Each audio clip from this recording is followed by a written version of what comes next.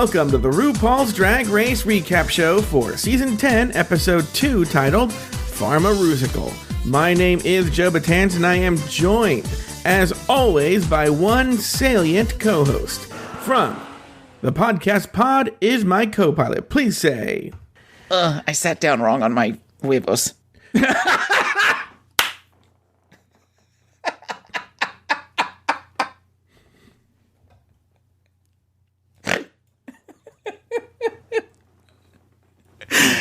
You're such an asshole, okay?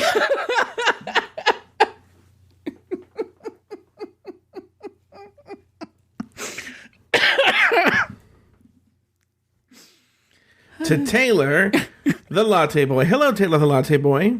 I totally forgot I said that into the mic. Hello, Joe. How are you this morning? This evening? This morning, tonight, this evening. whatever. Look, you're super confused. I am. I'm super confused. I've been taking too many medications, apparently. Too many pharmaceuticals. Oh well, we're gonna get into this episode, but let me tell you this. Hearing Taylor laugh was so great because starting this show, so I'm curious to hear what his thoughts are on this episode. You did not look like a happy camper, Taylor. No, I'm not a happy camper for a myriad of reasons. But it's what we do for the next 12 weeks. It's we talk of this business of show and men in dresses and. I have a lot of weird tea that I have to spill during this episode. As uneventful as this episode was, I have a lot of weird little insight into certain elements that happened on this show and certain things that happened, and So anyway, how have you been, Taylor the Latte Boy? You and I have actually not spoken much since last week. We talked night before last for a little while, didn't we? Oh yeah. We haven't talked a ton. I've been living my bachelor life. Yeah, how is your bachelor life going? It's been a week now. There's nobody to clean the house, and it makes me really sad. Oh, does Babalu clean the house? Babalu is usually responsible for cleaning the inside of the house, and I take care of the outside of the house and the lawn mowing and all that kind of stuff. That's why you marry a Latino. Well, no, he should be doing that too. Right. Well, he should be doing both. You're absolutely right. No, he is having a great time. I talk to him twice a day. It's very cool that we live in a time where I can literally look at my husband on my phone on the other side of the planet, and we have no lag. We're able to have conversations where you don't have to wait the second or two for the video to come back. Today he was in Osaka and then made his way to Tokyo. He's been to Hiroshima. He's been to Kyoto. He was in Taipei first. He's having a great time. Apparently he is eating his way through Japan. So he's like Godzilla. Yes, he is exactly like Godzilla. At least that's the responses I see when he's walking down the streets of Tokyo, all the people screaming and pointing at him in the background. Now, let me ask you this question. While he's been in Tokyo on this trip, have you seen his penis? No, because he is sharing a hotel room with his best friend, who has probably seen his penis, I would assume, at some point. But they are... There's none of that. That's never been a big thing for me. Looking at each other or anything. Have you ever had phone sex? With him or with anyone? With anyone. No. I have sexted before with somebody years ago on AOL Instant Messenger back in the day. So, but I don't think I've ever had phone sex. Oh, really? That I can remember. Have you?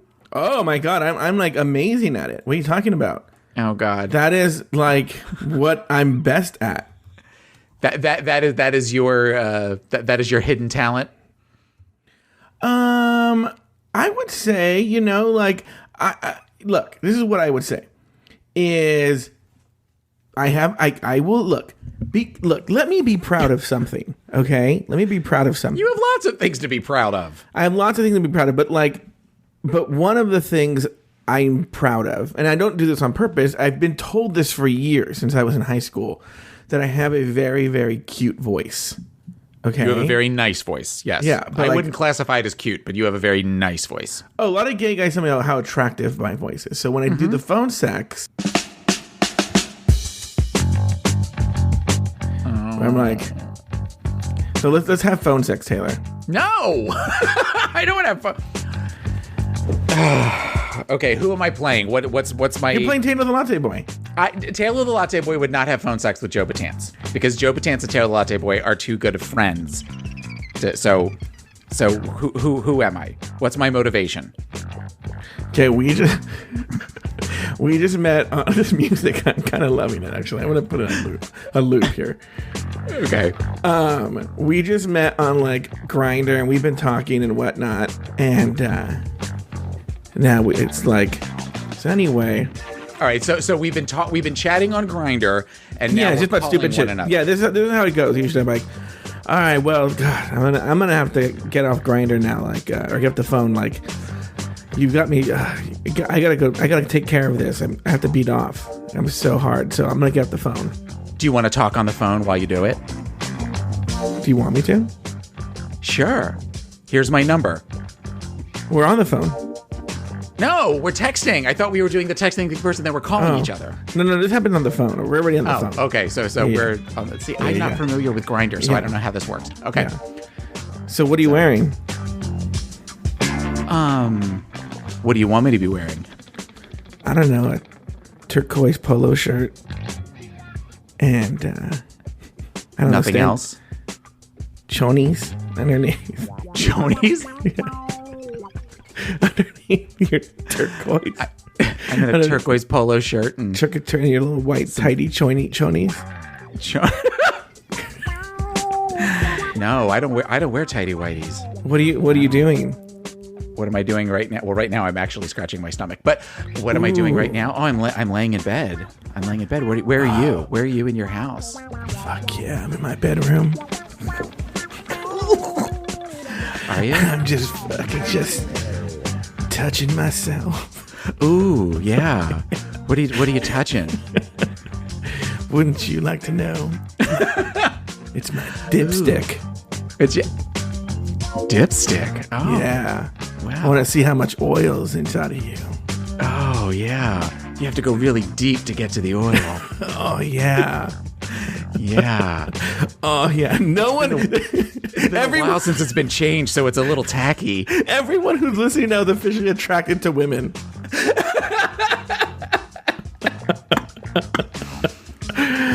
Oh, yeah. Oh, yeah.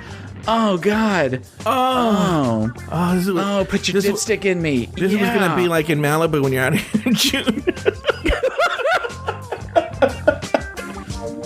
Evan's filming. This is going to be an old 8mm camera where there's the one random hair in the lens that just keeps shaking the whole time. At the $3 level. At the $3 level, we promise to not send you a link to this video. Yeah. Okay. Anyway. So you have not had any kind of like phone sex or anything? No. With we're not big fun. We just kind of just like to do it when we're around each other. Before or after you go to Target? Oh, after. I'm all juiced up after we go to Target. And I Are you really? Great deals. Actually, I think a lot of times it's usually before Target. Target is kind of like afterglow for us. Mm-hmm. We'll bang one out, and then I'll go and spend money on, Mrs. Meyer's soap products, and then just feel like my day is complete. Wow. That's the saddest thing you've heard all day. It's fine. I own it. I take responsibility. Like, is there a lot of cleanup? How does the cleanup and stuff work? After I'm done having sex? Well, here's the deal. I've never been married. So, like, when you're married, you have sex with him all the time. Is it like, do you guys have a joke or anything? Like, what happens? Like, so you finish, and then what is it typically like? Okay, well, the one joke that we had one time that terrified him was there was at one point a Taylor Babalu sex tape a while back. And we finished doing what we were doing, And I turned the camera on myself and said, you can go to our blog at podismycopilot.com. Email us. And I did the whole thing that I used to do at the end of our podcast. He was like, no. I'm like, of course, I'm not going to release that. Usually after we finish, we just kind of talk for a little bit and clean up. And sometimes showers are necessary. And then you go to Target. Maybe get a cheesesteak on the way. This week, Michelle and RuPaul play Mean Girls. Andy Cohen joins RuPaul for a dumb mini challenge, and the girls participate in an even dumber maxi challenge. Eureka is worried about her knee, and Aquaria is proud of her own makeup. In the end, the Vixen was named the winner of the challenge, while Calorie Kardashian-Williams and Eureka O'Hara were placed in the bottom two. In a lip-sync battle for their lives, Joe Betance and Donna Sugars went head-to-head.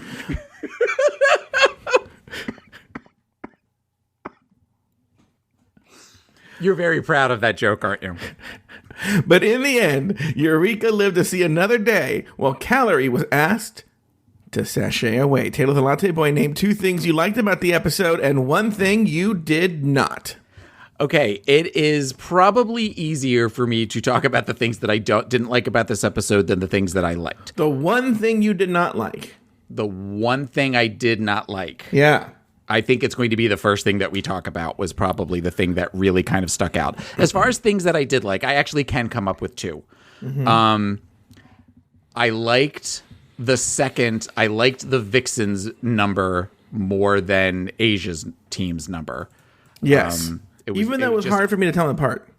But it was more enjoyable to watch for reasons that we will get into later. Yeah. There were some looks this week that I really, really liked. Mm-hmm. So that would be the 2 things that I liked. And then the 1 thing I think is going to be probably one of the first things we talk about. What about you? And I know this is going to be another thing we talk about at first. And I know people, I know I'm in this very tiny minority here. I loved the way the Vixen stirred up that drama. I lived for that drama. I loved it. It was everything I like about Drag Race. Vixen's definitely somebody. I have mixed feelings about Vixen. I still think she's the villain, but this episode and a little bit of Untucked kind of, I am torn on my feelings about Vixen. I'm still not a huge fan, but I definitely, there were some layers added this week. All right. Also, you know what? I was pleasantly surprised by what a good judge Padma Lakshmi was. Well, okay. Why were you surprised by that? I have from the highest authority knowledge that like she's kind of a bitch, and so I guess I just thought she wouldn't be good at this. That she'd only be good at like Top Chef, but I guess she knows how to judge on TV. Yeah, I mean she's a reality TV judge, so I expected her to do really well. I love her. I am a enormous Top Chef fan. So when they announced that she was one of the judges, I was thrilled that she was going to be a judge. What would you do if you met Padma Lakshmi? I wouldn't like scream and yell and jump up and down and anything. I would say it's very nice to meet you, and wherever we were, I would hope she was having a good time. I mean, I would love to have a short conversation with her, because whenever they do things where they bring in Top Chef fans for one of the challenges for Top Chef, there is always this group of women, and usually with their prissy gay friend. So pretty much it's Taffy, Carlisle Huffington, and I. Your co-host. My co-host on Pod is my co-pilot, where they are trying to out Padma. Yeah. Where they're trying to do the whole thing of, well, this is a really good flavor profile, or, I think I taste cardamom in this. Or they try to do that kind of thing to show how impressive they are and why they deserve to be a Top Chef superfan. Mm-hmm. And those people we always make fun of because they're assholes. And what they're doing is they're showing the rest of us how not to act when we meet Padma, or particularly Tom Colicchio. If I ever got a chance to meet Tom Colicchio, I probably wouldn't be able to speak because I have an enormous crush on Tom Colicchio. I would let Tom Colicchio do just about anything sexually he wanted to do to me. Zaddy's home. This week, Michelle and RuPaul play mean. Start the whole thing again. And then what I did not like the Alyssa Edwards choreography or Alyssa Edwards as a choreographer. I was just not a big fan of that whole segment. Okay, are we going to talk about that later? Yeah. Okay, then I will save my statements for later on that. Okay, here we go. After Vanessa's elimination, the girls walk into the workroom to de-drag. As Calorie wipes away Vanjie's mirror message, we see an unaired moment from the previous episode where RuPaul makes a side joke to Michelle Visage. Michelle Visage. Miss Vanjie. Miss Vanjie. Miss Vanjie. I didn't get the name. What was it? Vanjie. Miss Vanjie. Miss Vanjie. Miss Vanjie. Okay, now Taylor, you kind of, you texted me earlier in the week about this, but you have some thoughts about this. I have some thoughts on this. I definitely have some thoughts on this. You had said when they did the preview for the first segment, you said there was something that happened that you would be curious, and when I watched it, I said, did it involve Michelle and Ru? And you said yes. Okay, let's back it up a little bit. Mm-hmm. The Miss Vanjie thing backing up was kind of odd. It was an odd way to leave. I don't know if there is a reference to that in drag culture. I don't know if that's something where it's over my head. I don't know. It was an odd moment that I realized that we didn't talk about on last week's show. Yeah. The fact that she did that and previous to that had this really deflated lip sync where when you compared her to Calorie, she really kind of looked lost through that whole lip sync and was just not at her best moment. The fact that the host of the show, as well as one of the judges of the show, would make fun of somebody loud enough that the other contestants could hear her is gross. It's really, really gross and really, really ugly. It left a really bad taste in my mouth concerning Ru and Michelle. Because what that's doing is that is now putting in the heads of every contestant on there and any future contestant and any past contestant, did they say shit like that about me too behind my back? And is this something where Ru, for all of her trying to lift people up and tell them the potential they have and all the things that she says, all of her, self-help stuff, it really just kind of showed her like a shady bitch. My other thought on that is Michelle. Where the fuck does Michelle Visage get off making fun of other people when drag queens are her bread and butter? The children are not clamoring for a seduction reunion. She needs to hold on to a job like this, and she needs to keep building up the brand of Drag Race so that it continues for many years, so that she's got a job. The idea that they would make fun of her, especially loud enough in front of other contestants, it just blows my mind that would be the response that way. I thought it was ugly. I thought it was gross. It actually kind of changed my perception of the show a little bit, that one moment. Oh, it didn't change my perception of the show at all. Michelle and Ru are gross people. They're the biggest fucking hypocrites. I've always said this. Ru is a very problematic gay icon. Very problematic, as we've seen in other comments that she's made. Ru likes to talk a big game, but does not. But this is the thing. Think about what Ru is doing. She's making fun of... Okay, let's go back. One, yeah, Ru does... It's her fucking show. She does this every day.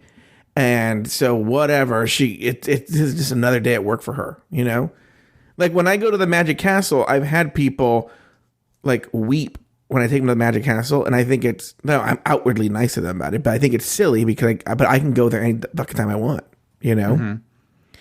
But I get it. This is one thing that it was very meaningful to them. Okay. Same thing here is this woman this drag queen, Vanessa Vanjie Mateo, went on this show and she's the first to go home. She's humiliated. She's very hurt. As we saw, she was crying backstage.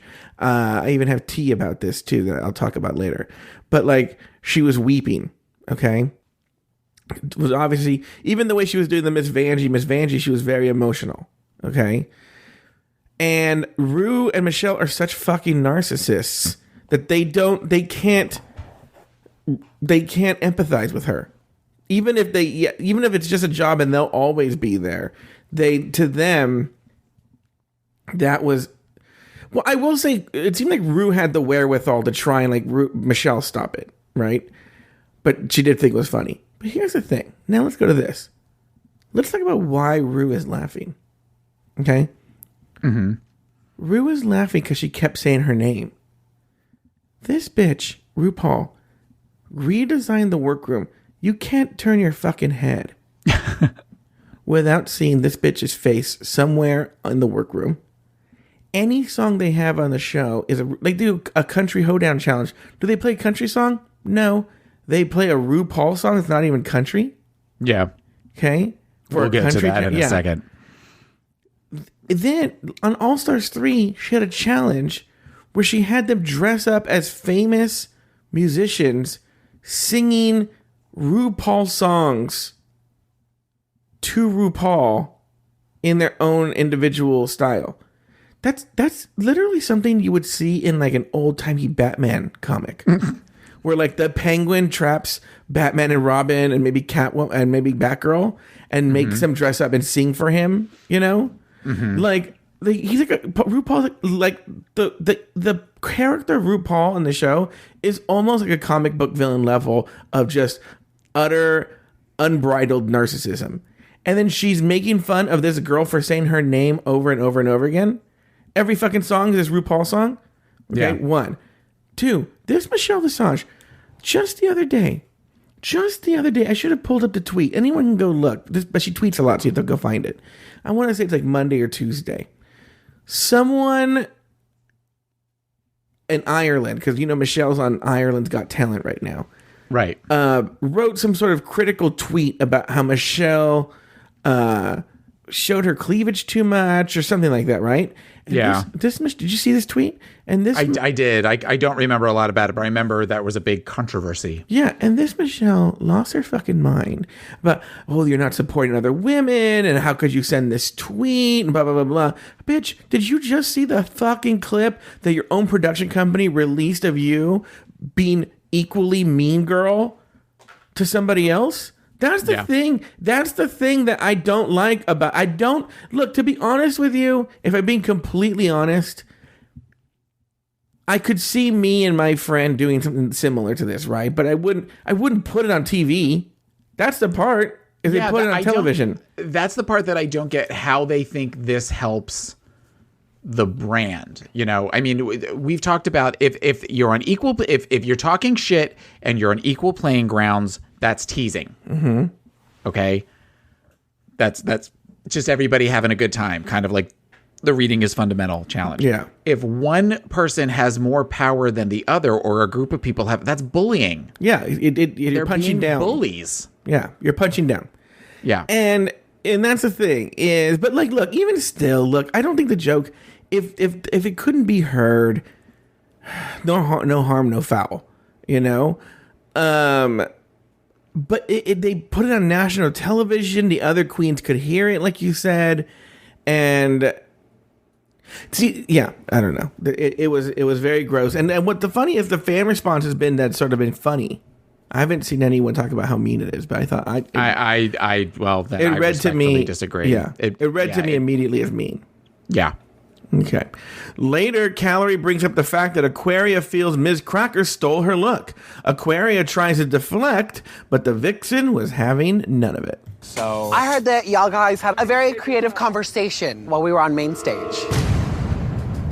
It seems like Cracker's trying to do Aquaria a la tonight when I was painting, and then I turned around and then it was smudgy, sad eyes. So you're over it? You're like... I'm kind of over it because every look is somehow suspiciously similar. What did you say? What happened? Someone brought up the fact that Cracker and my face looked very similar today. May have had some situations like that in the past. Like, it doesn't bother me. It's no like. No, too vague. So what happened was.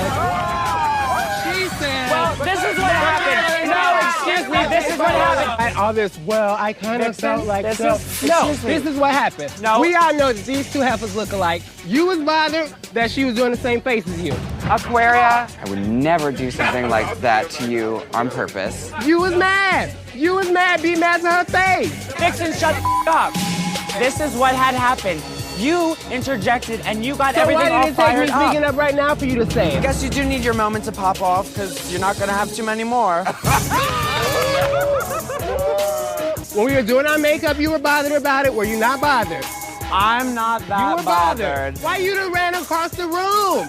You done ran across the whole room, girl. Scared. Sad. All right, Taylor the Latte Boy, your thoughts on this moment of the show?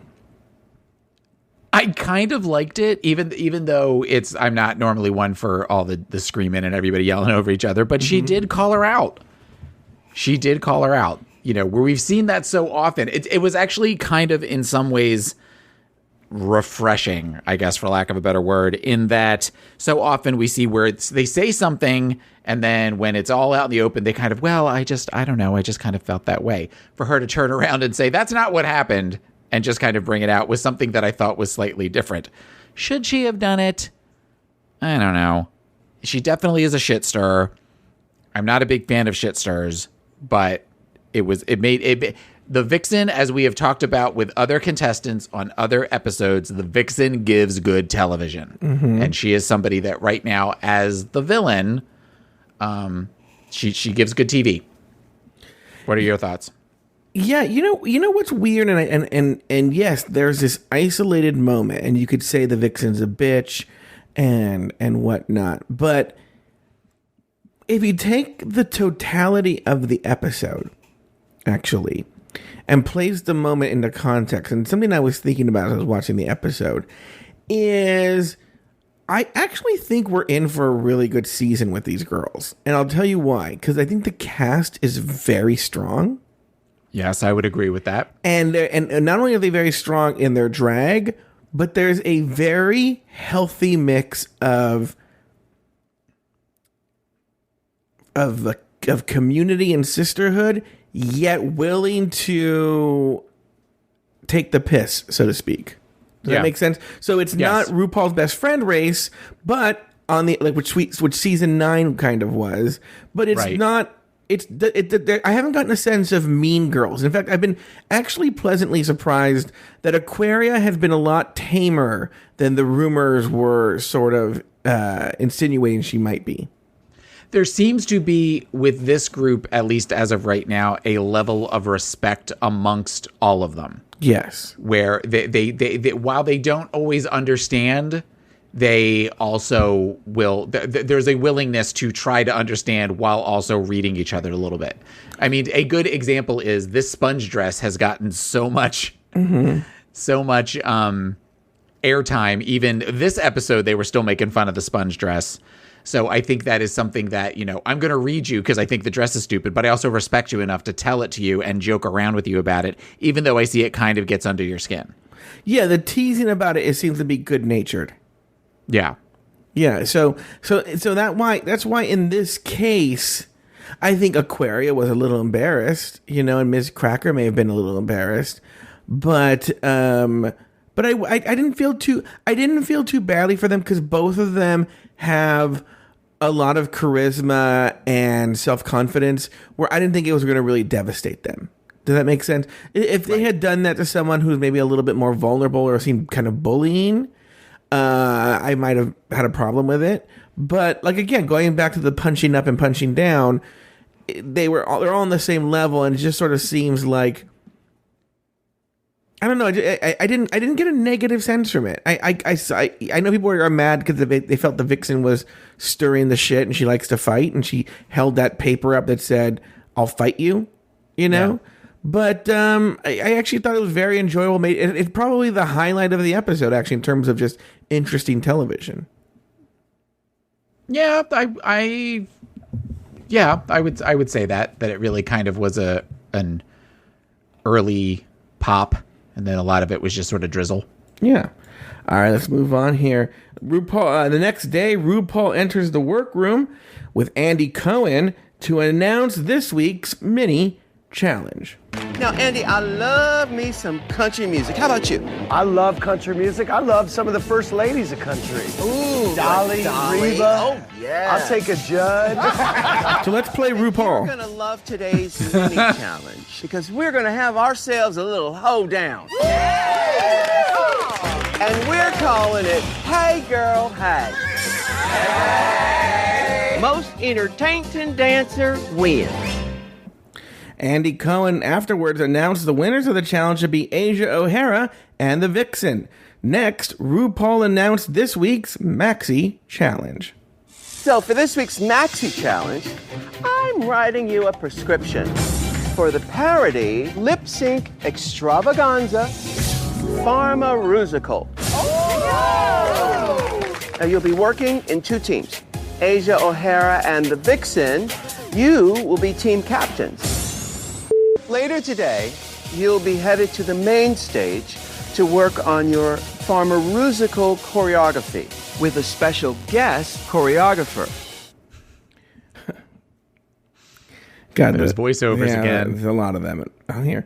The team captains broke the girls up into teams. Team Asia had Aquaria, Monique Hart, Dusty Ray Bottoms, Yuhua Hamasaki, Calorie Kardashian Williams, and Eureka. On Team Vixen, we had Cameron Michaels, Ms. Cracker, Monet Exchange, Blair St. Clair, and Mayhem Miller. In the workroom, Vixen decides the roles for her team, but fails to set up any choreography for that team. Meanwhile, on Team Asia, Eureka is extra, and that's driving her team captain, Asia O'Hara, crazy. Can we come up with a name for our team? I don't think a team name is important right now. Yes. May I suggest something, Asia? Yes. Do you think maybe we could just read through it out loud one time, maybe? I think let everybody read through it first by yourself. Okay. Asia, when we do go get our clothes, can we just come back here so we can look at them together versus being scattered all over the place? Yo, girl, everything we're doing together. I mean, I'm just suggesting us come together and look at the outfit. So y'all want to put together a little piece of choreography? Listen, we're having time with the choreographer, so I would wait and see what the choreographer says, you know? But I'd rather go out there with too much material and then have to edit it than be out there and say, okay, well, what are y'all going to do here? We not have an idea. Okay, so y'all want to do the choreography? Let's do it. Yeah. So let's go over here and just have something. And then if we get out there and we don't need it, then great. Asia. Maybe like welcome to RuCo Labs or something. Let the dancers do the choreography. Come on over here, everybody. Well, I'm still a dancer, Miss Thing. Don't cut me off. Just don't cut me down, you know what I'm saying? I'm not cutting you down. She can show you how to do it appropriately as the dancer. Ugh. So everybody, whichever way she starts to go, we'll just always to the right. Right? Yes. In chorus line, it's always to the right. Let's keep it to the right then. Okay. It's always to the right in theater is all I'm saying. During the table visits with Ru, Aquaria confidently strutted her youth. Eureka hid her worry about her knee, and Calorie was confident in her booty-shaking abilities. Meanwhile, Team Vixen remained worried about their lack of preparation. Taylor, any thoughts about this whole segment? Okay, Jesus, I was going to say, are you just going to read a description of the episode? Yeah, well, the thing is, we had to play. I didn't want to pull another audio clip, so... Okay, that's fine. All right, so going back to the mini challenge. Yeah. We're going to go all the way back there. Sure. Do you hate Andy Cohen as much as I do? Yes. Okay. And I want to talk about that. Okay. He is one of those people that whenever I see him on TV or anything, he is just so...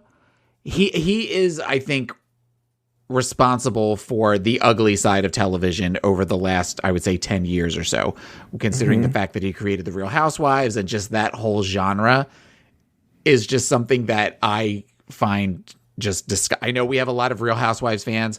I don't get it. I don't understand why all these people that hate each other every week have lunch and then throw rolls at each other or whatever. It's gross. And the fact that he's responsible for that and just loves to stir all of that stuff up and make what you would consider probably to be intelligent women act crazy because there's a camera in front of them is just gross. He's just very self-serving, and I do not like him or his lazy eye. To me, he personifies the white mean gay. Yeah. And I don't like it. Maybe he's not. So listen. So one of the things I was going to say is, he and I actually have a mutual friend. Okay. And just recently, I was at a dinner party with this mutual friend, and I said to the mutual friend, I wasn't drunk, but I had a little liquid courage in me, you know. Mm-hmm. And I said, listen, I know you're friends with this Andy Cohen. I don't know this Andy Cohen. I want you to tell me about him, because here's my perception of him. I don't know him. You're a nice person, though. I like you. I said to my friend, I go, I like you. I like your taste in friends. I've met your other friends. I like them.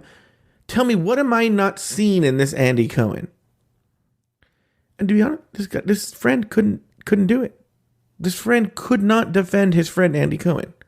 He never said Andy Cohen was a bad guy. He said he's never seen Andy Cohen be mean, but started doing the whole, well, I mean, we're friends, but blah, blah, blah, blah. Meanwhile, this Andy Cohen likes this guy puts up any Instagram photo, this Andy Cohen likes it. You know? Yeah. So he's like, yeah, well, we're friends. I mean, he was like, I know him. I lived in New York for a time. We are friends. And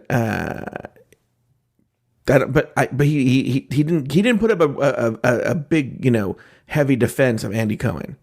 Well, he seems like the type of guy. He's very, I mean, I think you're right. The white mean gay is definitely there, but he seems dependent on surrounding himself with other more interesting people to make himself interesting. And if they all go away, then he's sort of left with nothing. He is dependent on other people. Like, I mean, a perfect example would be, we watched about 10 minutes of that horrible New Year's Eve thing that he did with Anderson Cooper. Mm-hmm. And it was painful to watch him try to keep up with Anderson and try to get Anderson to do like interesting things that he could then feed off of. Now, we could go into a whole thing about Anderson Cooper, but you know, when he does these housewife reunions and then some of the Top Chef reunions that he was responsible for, it was the only thing that he was interested in was getting the contestants to fight after they had said, we've made up, this was filmed a year ago, we've obviously worked things out. He was try so hard to get shit stirred up that it was just like, oh my God, this isn't what this show's about. This is about just seeing people cooking. And he's just gross. We talked similarly, I think, on season 6 about Neil Patrick Harris's husband, David Burkta. And I kind of get the same vibe. Like, he needs other people to make him interesting. Yeah, and that's what. But the whole CNN New Year's Eve debacle is so indicative of how stupid executives are. Which is funny because Andy Cohen used to be. That's how he came to be. He's the only entertainment executive that made himself a TV personality. It's weird, you know, and you don't ever see that. It's bizarre, you know. Yeah, and so that's a weird. 2 is CNN's like, well, Kathy Griffin, we can't use her. Okay, so what can we do? Well, Anderson Cooper and Andy Cohen, they're both white and friends. Let's get them, and they're gay. I bet you they're a blast. And those are the 2 most boring gay people that ever lived. They're both boring, white, and gay. And I'm sure it was a nightmare how bad it was. I saw clips of it, and yeah, the clips were just not. There was times that he was saying things, and Anderson Cooper was looking at him like, "What the fuck are you talking about?" How would they think that he would be able to be like Kathy? The whole point of the Kathy Griffin and Anderson Cooper thing is she would say outrageous things to Anderson Cooper, or either make him laugh or embarrass him, and that's what was funny. And they stupidly thought Andy Cohen would be able to do the same thing. Yeah, it's so dumb. I'm glad it blew up in their faces. Anyway, so he's dumb. Yeah. And the challenge. But by the way, sorry, to show you how boring and white he is, if you look carefully, he's wearing an earpiece. Yeah. Andy Cohen is wearing, he can't even they have to feed him lines during the mini challenge. Yeah. Stupid Andy Cohen. We hate him. Ugh, can't stand him. So. Anyway, go ahead. What were we going to say about this mini challenge? So I didn't like the challenge. I didn't get the song that was kind of country but kind of not. And then all of a sudden, like, all of them are dancing, but then Blair St. Clair is dancing with a member of the pit crew getting spun around. And it just was stupid. They did a lot of weird angles this episode, like where they did that one kind of overhead shot of them all dancing, but it was sort of tilted to the side. And then during the musical, they did a bunch of diagonal shots and everything. It was just a weird episode. You know what kind of reminded me of? The dancing and just the whole Andy Cohen X aspect of it, and the way he and Rue interacted and the way they danced and whatnot. It reminded me of the Gaffin episode for All Stars 1. When Mama from Mama's Family was there. Remember they'd all be dancing in that room? I don't know why it reminded me of that scene in that episode. Well, because that was horrible, and so was this. Well, also Rue was doing a similar kind of dance in that scene. Well, and the whole... Okay, first of all, the Queens of Country, and he says Dolly, Reba, and the Judds. Dolly Parton, I'll give you, but Reba and the Judds have not been big. Who would you say are the Queens of Country? I would say right now, I would say the Queens of, and I am also not necessarily a huge country fan, but I mean, I think Dolly Parton is the ultimate queen of country. I think that she is definitely. But I know that people seem to enjoy that Carrie Underwood.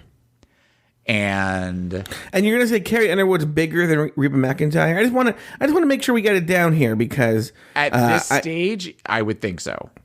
Okay. Okay. Who's another one? Okay, well, I guess maybe I don't know. But just Reba nobody's mentioned the Judds since about 1998. So I just... What about that, the one that sings that blues song? Leanne Rimes? Yeah. Leanne Rimes, I have like a dance remix of a Leanne Rimes song that I really like from like 10 years ago. I don't know what Leanne Rimes does now. What about this... the one who's married to Blake Shelton. Miranda Lambert? Yeah. No, is that who's married to? I don't know. Blake Shelton isn't that Gwen Stefani? Oh, wait. Who's the one that's with that, like, hold on here. I think I know her name, but let me look it up here. Miranda Lambert, I think, was married to Blake Shelton. Who is this person married to? You play a song. I have no idea.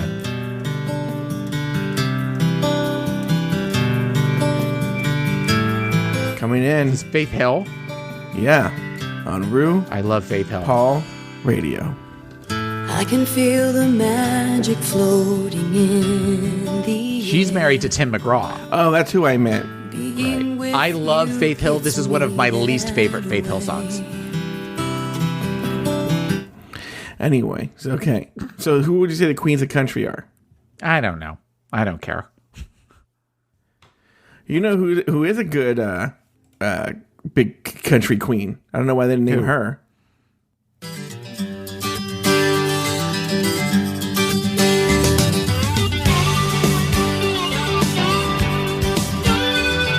What is this? I don't want to hold you tighter. I don't want to kiss you now. I don't want to call you baby. Oh God, what is her name? Georgia Holt. Georgia Holt, yeah. Cher's mom. Cher's mom from season 6. From season 6, the talk show episode.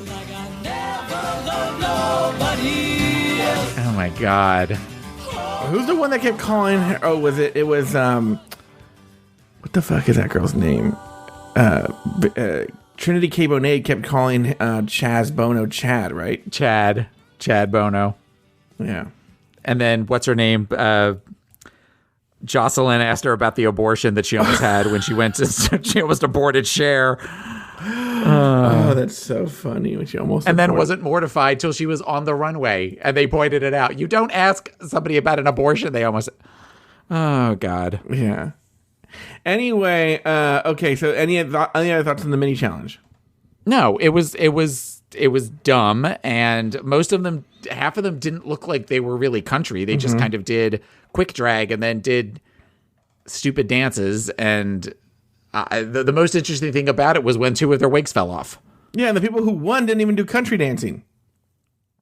No, Asia kind of did with the weird kick thing, but then she followed it up with, just I don't. It was just not. I don't get it. It was a dumb thing. Now that's that part. Okay.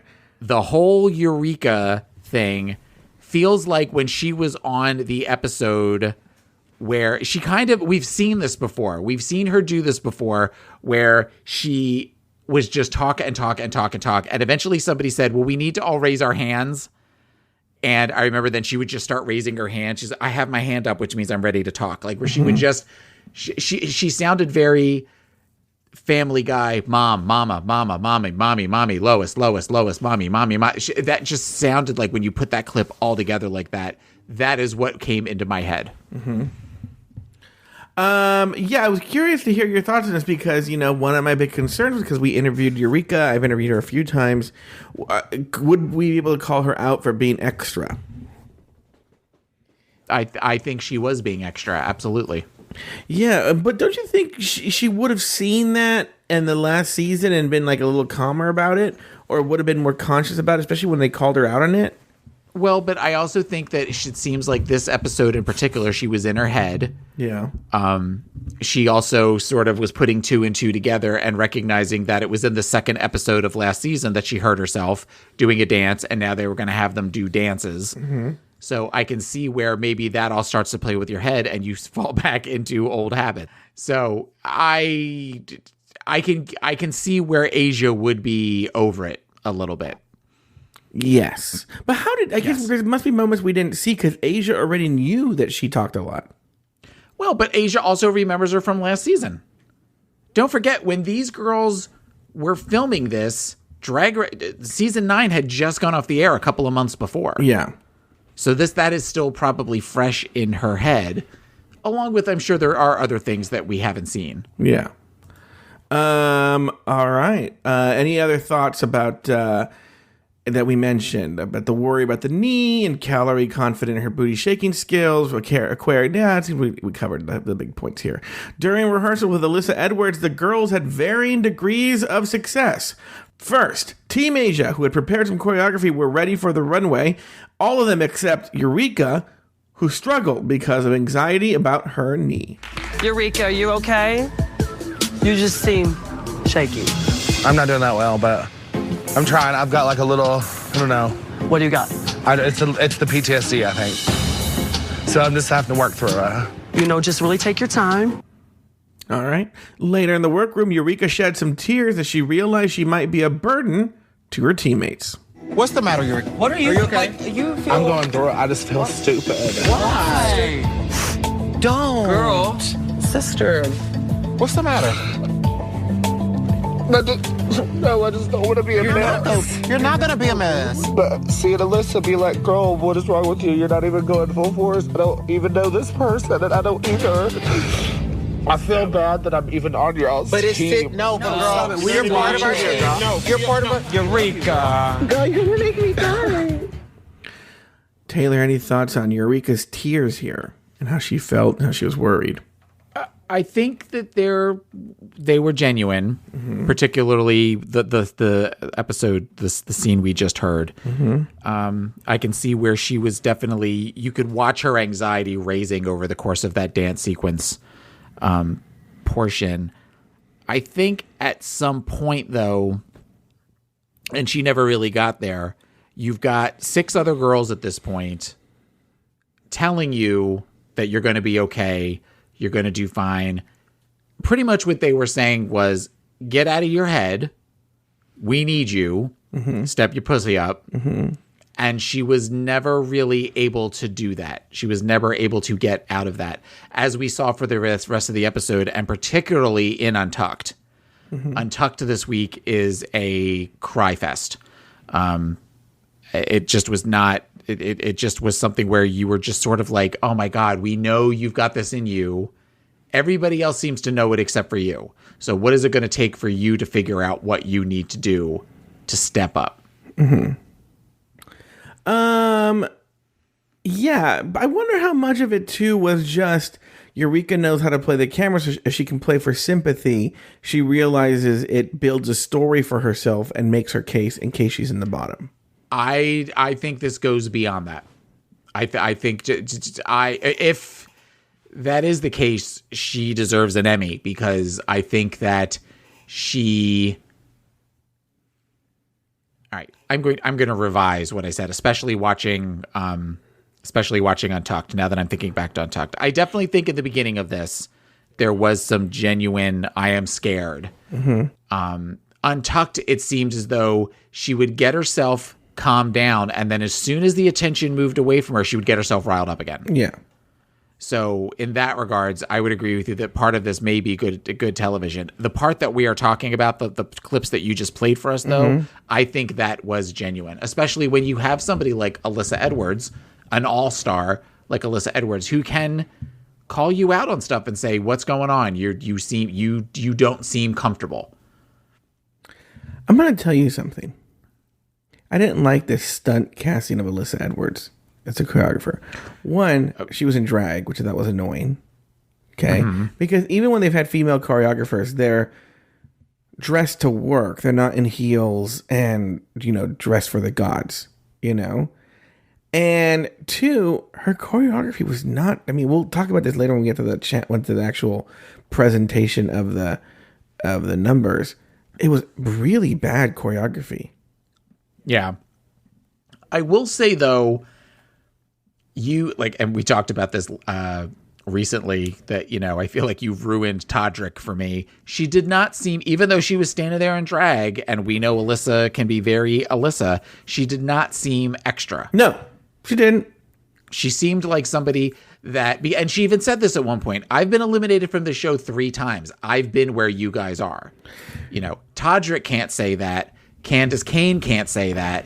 The guy with all the tattoos, the bald guy with the tattoos, Jamal Sims. Thank you. But so I like to think that she recognized that it was about them. It wasn't about her. And in that regards, and that I am not the biggest Alyssa fan. I thought that she did a good job representing herself as the choreographer. That being said, the choreography was, I didn't get the whole weird, we're going to keep doing this weird thing with our hands, where we're doing kind of jazz hands, but they're also kind of puppet hands at the same time. I don't, it was odd. I don't get the whole House of Edwards dancing technique. I'll be honest with you. It just seems like when you give a kid too much sugar and they just run around and pretend to dance. Yeah, it's always seems spastic to me. Yeah. On Team Vixen, their lack of preparation showed during rehearsal, and Alyssa Edwards was not happy. So this is what y'all worked on, though. This is what y'all worked on, the lines, okay? Yeah. I just want to be clear, because you guys are saying that you said you worked on characterization. Yeah. That to me was very shaky. Middle of the road.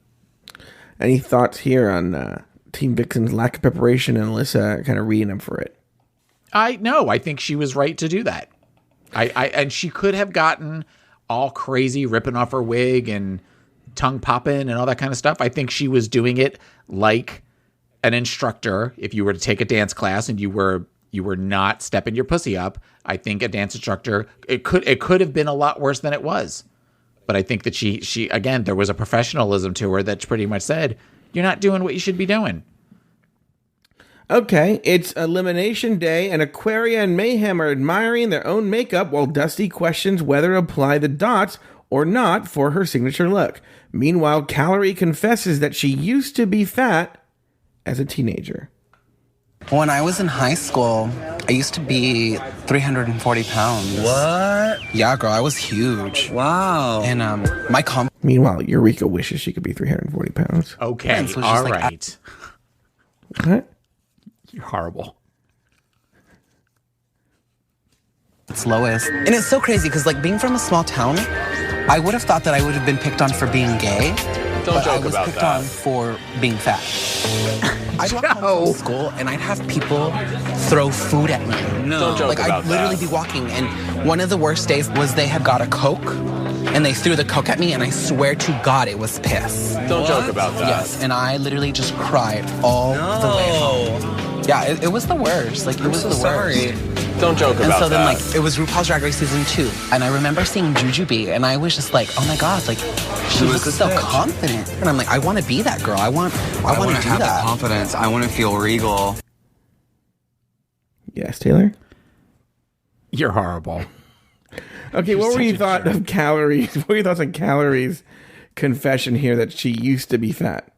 Okay, well, I will. My heart always breaks for people that are bullied. That is definitely that is something that while some would call us bullies on this show. Oh, we get called it all the time. Yeah, but I mean, when you've got a situation, especially teenagers, that's just not okay. So in that regards, I like Calorie. I've liked her for the season. So that just made me sad for her.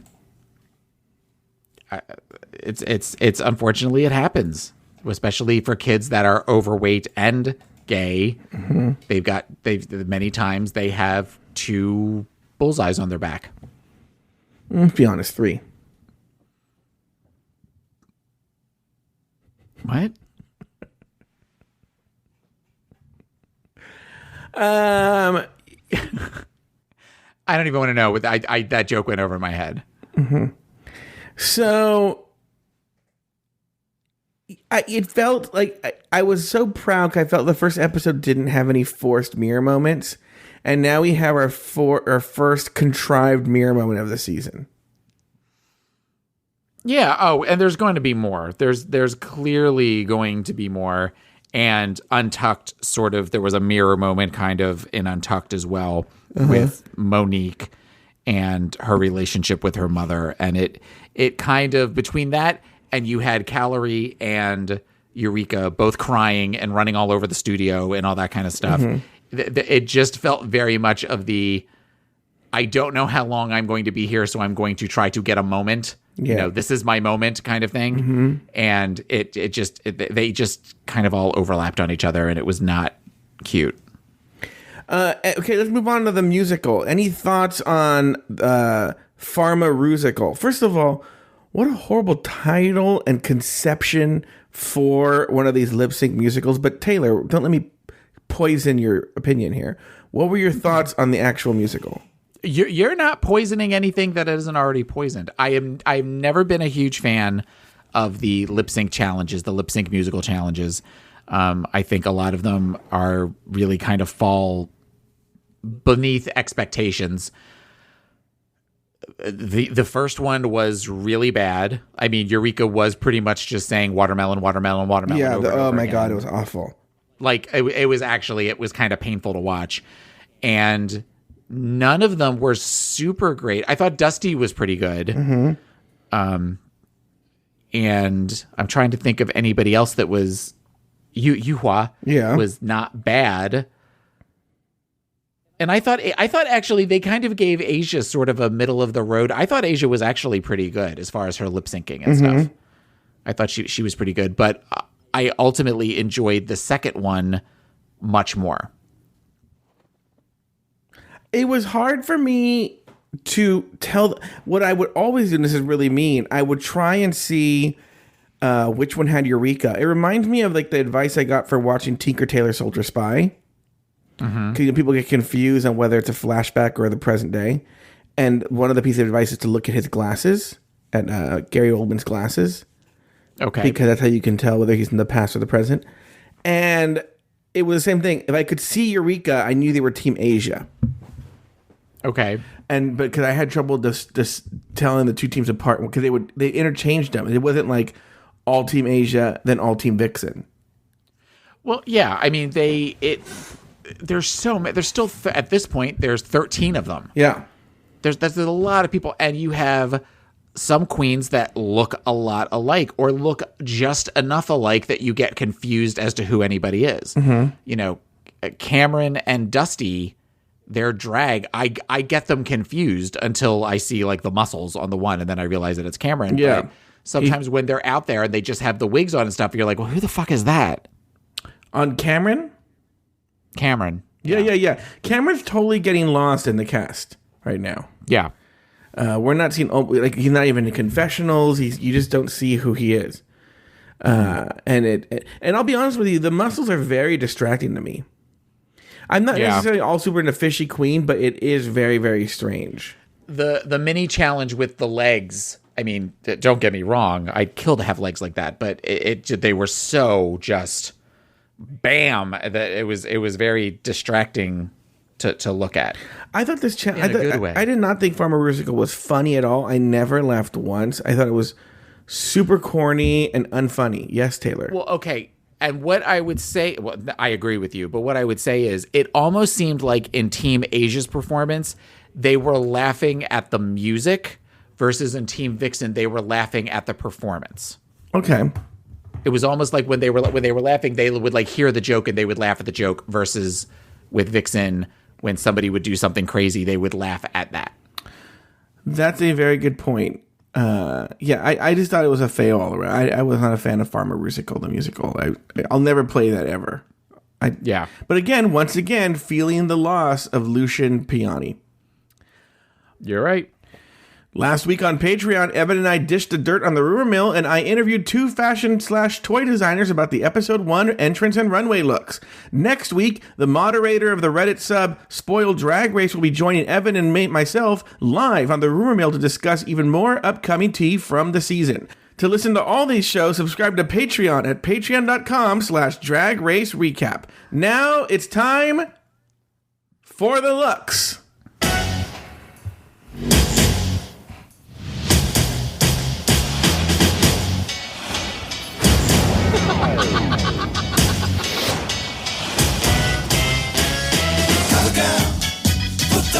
In your walk, head to toe, let your whole body talk.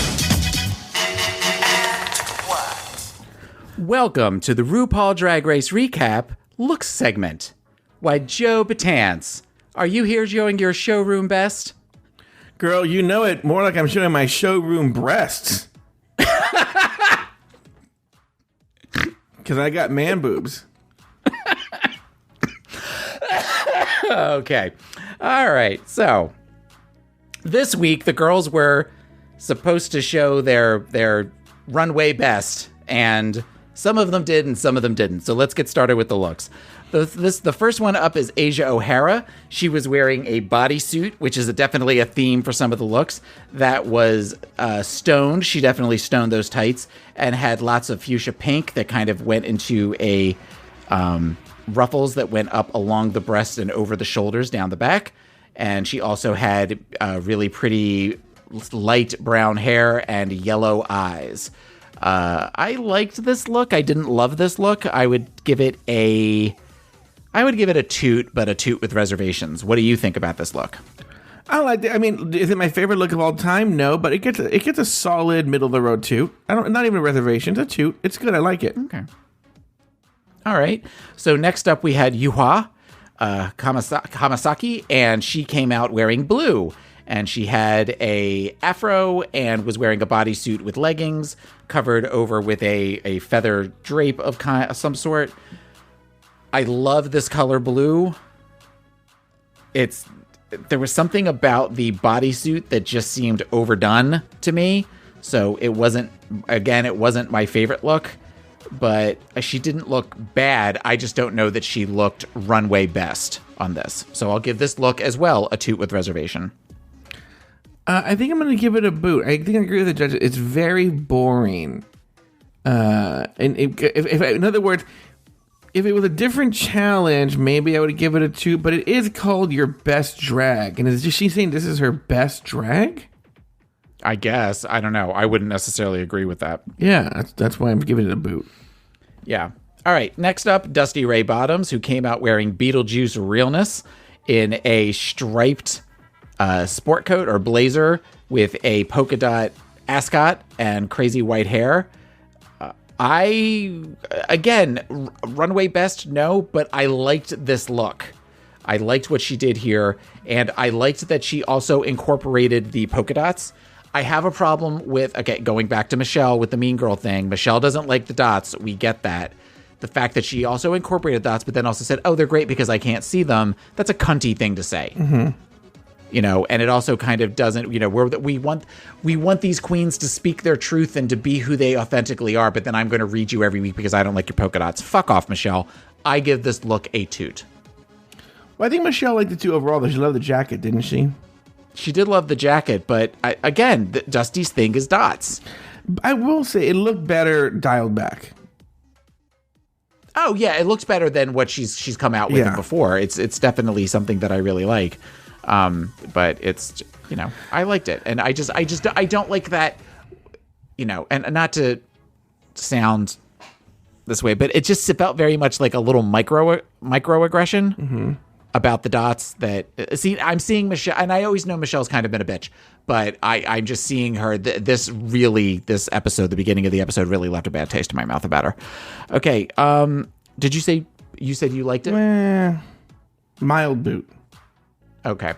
Next up is Monique Hart, wearing again the same blue and kind of serving a Cookie Monster type themed outfit with the big white eyes on top of her head. She also revealed a second look that was sequenced and had two hands over the breasts and a mouth on it, which feels similar to somebody else's look from last season who I can't remember. I didn't like it. I feel like the Cookie Monster thing, we've seen that already with Manila. Did that way back in season 3, and this just kind of felt like the poor man's version of that. So I did not care for it. I would give this look a boot. Yeah, I just thought it was boring. Another bodysuit. There was a tearaway and a reveal, but the reveal made it worse, actually. I think I liked it before the reveal. Yeah, I would agree. All right. Next up is Calorie Kardashian-Williams. Calorie came out wearing a black sequins kind of a bodysuit with big sheer aspects of it, and then gloves, kind of, they're not really gloves, but there's something that kind of overlays over the fingers with some pulled back blonde hair. I did not like this look at all. I thought it was very, very basic. Again, for Runway Best, I don't get these girls all coming out in these bodysuits for Runway Best. It's something you would wear to a performance at on a Saturday night or on a Tuesday night for 50 Cent Wells, but just not something that I would consider to be Runway Best. I would have to give this look a boot. All right. I agree. And you used the term I would have used, which is basic. Yeah. Boot. Okay. Next up is Eureka, who came out in another bodysuit that was kind of geometric printed. It was pink, and I'm going to assume either dark purple or blue. And when she ran her fingers across it, she said it was like mermaid scale, so it would change colors. The look itself, again, Runway Best. I don't think it's Runway Best. I've definitely seen Eureka looking better in different outfits. So not my favorites. It looks like it's very superhero-esque, and I appreciate that aesthetic. Now, that being said, it didn't go with the outfit. I loved Eureka's hair. Mm-hmm. Eureka's wig was everything. I thought the wig was super, super pretty. It just didn't go with the outfit. So the wig gets a toot. The outfit, a boot. It's a boot, especially since she's been touring and making all this Drag Race coin. How did she not afford just a fucking killer outfit? Yeah. For her, for her best. Her drag best. Yeah. Next up is Aquaria, and Aquaria came out in a sheer bodysuit, and she also had on a neon green marabou, and she had a couple of huge rings through her nose, and then she did kind of Batman-like neon green ears going up the side.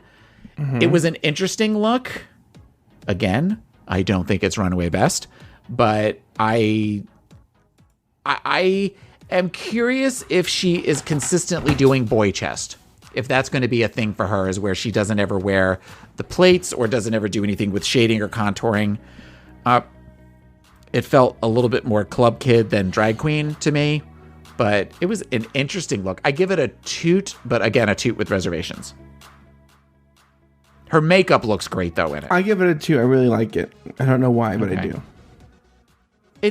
I think the hair is the hair kind of brings it all together, because the hair is just something as to the best of my knowledge, we've never really seen before. Yeah. Okay. So next up is the Vixen. And the Vixen is wearing a fire-inspired dress with a bright red wig. It looks similar to something, it reminded me a little bit of Aja's look from last season, only done tailored and looking beautiful. Mm-hmm. I fucking loved this look. I thought the Vixen looked amazing in this. I loved the red wig. I loved everything about the design and the fabric. And for as much as I don't necessarily care for the Vixen, hot pussy, man. She looked great. So I give this look a definite toot. Yeah, big toot from me. I loved it. Okay. So next up we have Ms. Cracker. And Ms. Cracker is wearing a gold lame form-fitted dress that is laced up the front and the back with apparently her signature cracker hair. Another great look. This was the 1-2 punch of the Vixen and Ms. Cracker.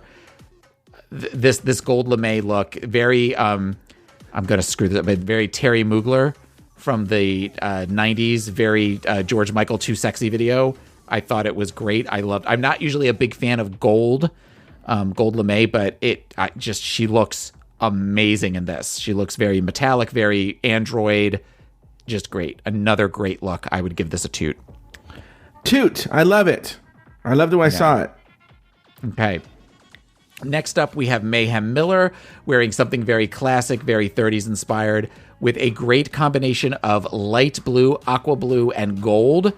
She looked gorgeous in this. I loved the look. It was very fish. I loved the color combination. I loved the very classic style of it.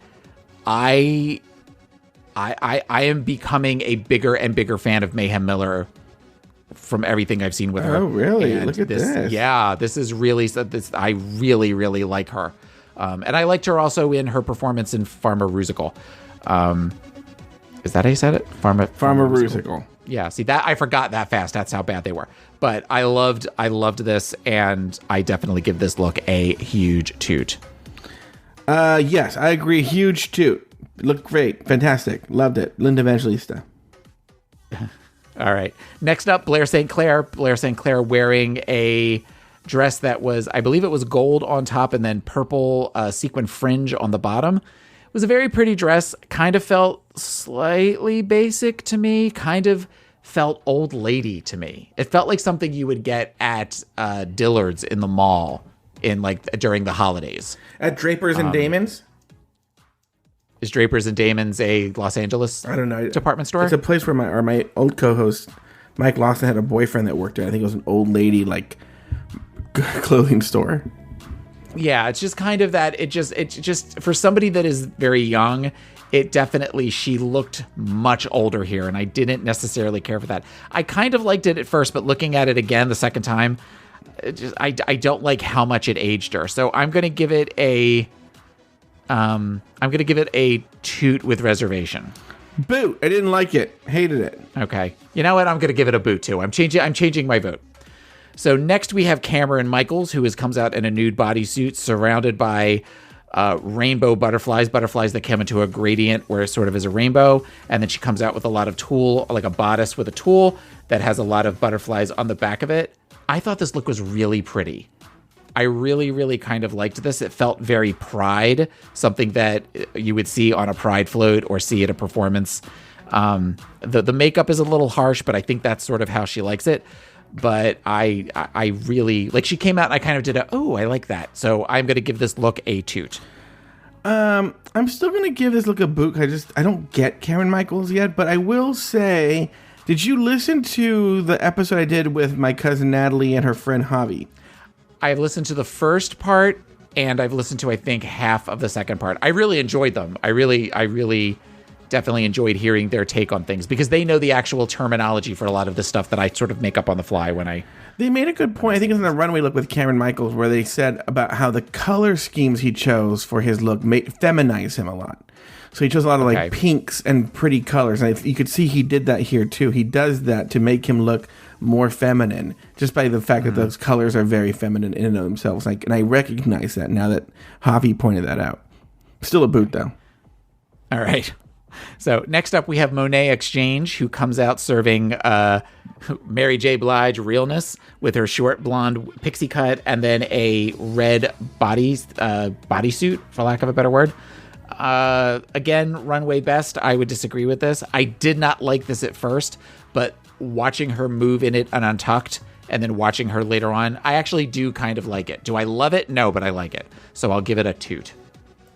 I give it a boot. I didn't see her move around in it. I didn't see her move around in it in Untucked, and I haven't seen her move around in it. So it's based on what I'm looking at. I'm going to say a boot. It's very basic. Yeah, it's a very basic for something that's supposed to be runway best. So that's the looks this week. That's the looks. All right, back on the main stage, Team Vixen was named the winner of the challenge, and the Vixen was named as the individual winner of the challenge.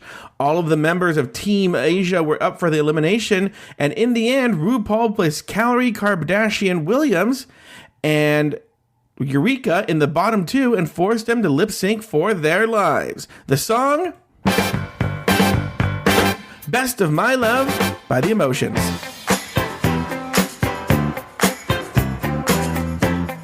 Taylor?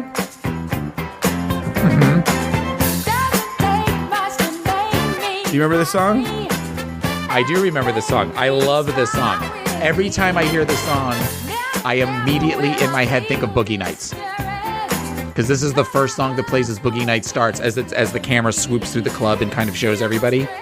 So anytime I hear this, that's what I think of it. It's a very joyful song. The lip syncs were not enjoyable to watch. Oh, I like Eureka's lip sync. No, Eureka's built over time, but I wanted more. I wanted more from both. Well, look, Eureka can't do much with that fucking knee. Okay, but she can't rely on that needy. That can't be. And I don't necessarily wasn't expecting a death. No, I was kind of expecting a death drop from one of them. Look, or let's be honest with you. If one of them did, they'd actually drop dead. Stop. So, Calorie did a death drop last week while throwing money in the air. It's possible, and there are parts of the song where you could kind of see there be something could get done. It just felt very. They both just seemed sort of defeated in it. All right. Well, in the end, Eureka was told, Shantae, you stay, while Calorie Kardashian-Williams was asked to sashay away. Taylor, any final thoughts on the episode? Is there anything we missed? You know, because we kind of zip through this. Are there any big moments that you're like, you know what? There was this moment that happened. I wish you would have talked about it. What did we miss, Taylor? Did we miss anything? I don't think so. I think the big thing that I would been looking forward to talking about, for lack of a better word, was the Michelle and Rue thing in the beginning. Yeah. And really, between that and the Vixen kind of stirring shit up, it all sort of went downhill from here. Not one of my favorite episodes of Drag Race. No, it was. I still have hope for this season. I feel the beginning's always a little much. There's too much to focus on, and I think it was as good as it could be for that situation. You know, one thing we didn't talk about, it's not a big thing to talk about, wasn't it surprising how much Blair struggled during the choreography moments? Yes, that was something that I was not expecting for somebody that is such a Broadway baby like she says she is. Yeah. That she really had a hard time with that run. I mean, there wasn't really. I mean, we just talked at length about what I would have to say about it. Like, I was surprised that she wasn't good at that. Other than go ahead. One other thing would be looking at my list as to who will make it to Snatch Game. One of the people that I did say would not make it to Snatch Game is Calorie.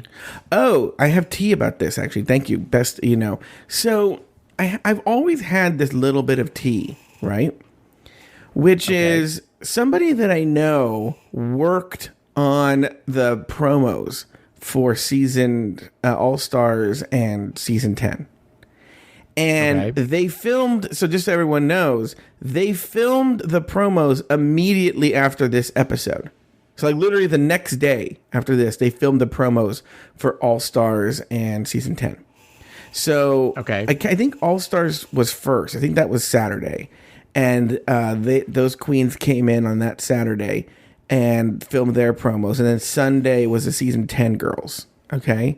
And my the person that I know that worked on the set was telling me he had already told me that the people who went first he couldn't remember the order, but he remembered it being Calorie Kardashian-Williams and Vanessa Mateo. So I knew they went home first. I knew they were the first two to go home because he told me. He said, oh, well, they told me, hey, just so you know, Calorie and Vanessa, they're going to film their Meet the Queens videos. They have to pretend like they can still win. Mm-hmm. And they have to pretend like the show hasn't happened yet, but they've already been eliminated. And the reason I was surprised by last week, everybody was surprised. Everyone thought Calorie went home first and Vanessa went home today. Okay? The reason I was surprised was because Vanessa was so upset, according to my friend, that so my friend thought she was the one that just got eliminated because she was so emotionally still shaken that they had to have almost like a therapist there on set to consult, and she had to do multiple takes. She would break down while they were filming it. It was hard for them just to get her to do her thing. How do I get that job? Be the Drag Race therapist. Do you really want that job? Oh, except that everything would have to be confidential, so I could never actually write the book of all the stories, because the therapist on set, they got some stories. Yeah. What do you think? What do you think a therapist for Drag Race? What do you think their drag name would be? Oh God, why would you put me on the spot like that? I already have it. What? Anxiety. Yes. Okay. Anxiety. That would be the drag queen therapist name. Okay. Any other final thoughts on the episode? Is that it? We're closing the book. We're closing the book. Let's close the book on this shit, Sammy. All right. Well, that concludes this week's episode of RuPaul's Drag Race Recap. Be sure to join us next week and every week as we discuss, dissect, and deconstruct each brand new episode of RuPaul's Drag Race Season 10. So, for Taylor the Latte Boy and myself, sashay away until next week.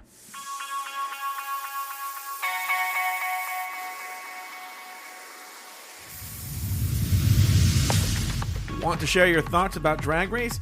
Email us at dragracerecap@gmail.com. If you want to help the show, leave us a review on iTunes. The more positive reviews we get, the higher we move up in the rankings, and that helps the show find a bigger audience. If you want to help the show even more, support us on Patreon at patreon.com/dragracerecap. For as little as $1 a month, you gain access to exclusive bonus content not available on the main podcast feed. For up-to-the-minute news about the show, follow us on Facebook at facebook.com/dragracerecap and follow us on Twitter at dragracerecap. To find all of our old episodes, visit us at our website at dragracerecap.com. Taylor has his own podcast. It's called Pod Is My Co-Pilot, and you can find it at podismycopilot.com or wherever you get your podcasts.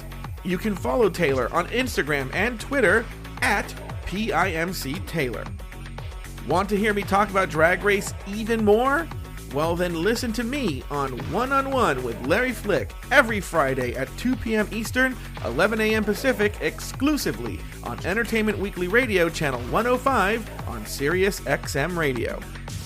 You can also find me on my other podcast, Catching Up with Mike and Joe, available at catchinguppodcast.com and wherever you get your podcasts. Finally, follow me on Instagram and Twitter at Joe Betance, that's JoeBetance.